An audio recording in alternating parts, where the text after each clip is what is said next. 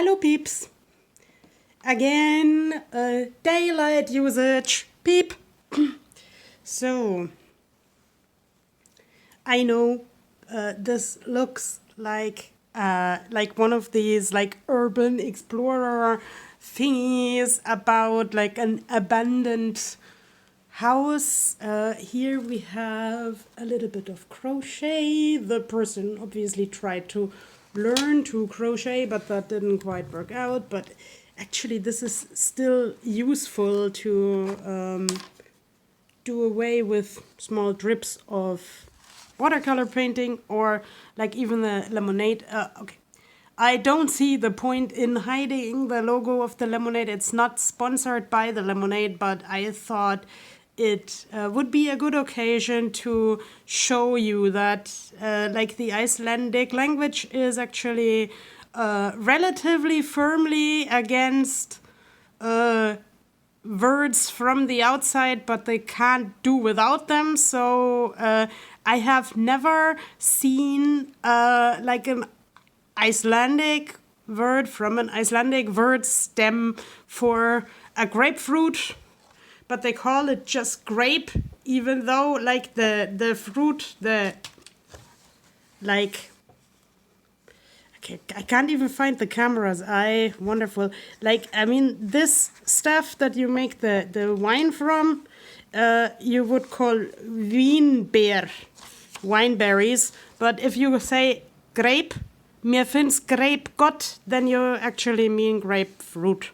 Like this pomelo thingy. Okay. Now that I'm talking about like old versus new things here, I decided to present my mail art with the mantle clock and just spend some quality time on saying what happened like the past week, or what produced thoughts in my head the past week, even though it may not look professional in the end. I was ill in bed, and I actually spent a lot of time watching clock repair videos. And I also spent some time being annoyed about a YouTube comment on someone else's video, where I was somehow still tagged in.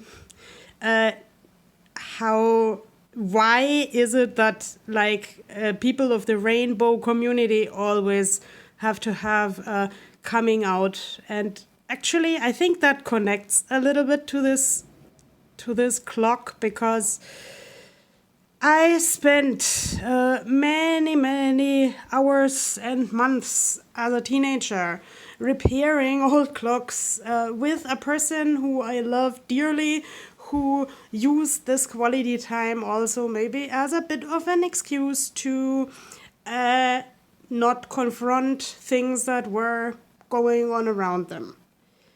And I loved repairing the clocks, or like being shown the movements, or being shown these like old classical artsy elements, or how this clock even used to strike or something, even though that is maybe not that spectacular for the majority of people. For this person who did the repairs with me, it was special, because this person showed me with like all their heart and all their excitement, like, now look, this little hammer, and so forth. So I loved seeing this person happy, and I loved like not having to do anything except for maybe cleaning this cogwheel or bringing the screwdriver or something. Like, this is my life. I function best when I can watch other people do things, learn from them, and bring them this, or entertain them while they are doing their thing. and like also even acknowledging that people are doing their thing. And of course, as a child, I wouldn't have articulated things like I'm attracted to women. Maybe simply because it was not relevant. And I think I would like even less have told this to people in their old technology shell. But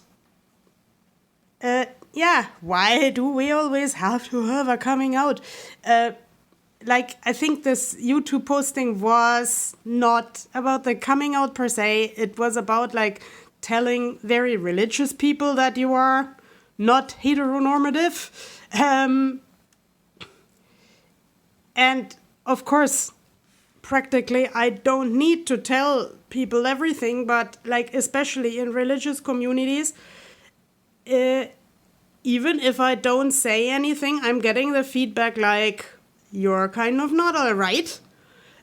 Because these communities have meetings where they like enforce that being non-heteronormative is not okay, or also like let's say seeing too much light or hearing noises that are objectively not there is not okay. Or it's like over interpreted, like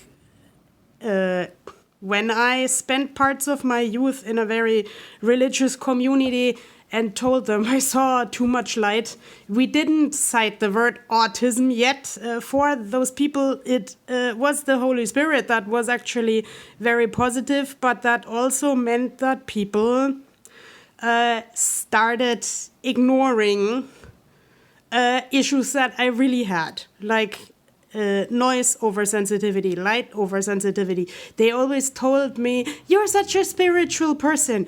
And that can also be a form of aggression. I mean, of course, these people didn't know that, and these people didn't label that aggression.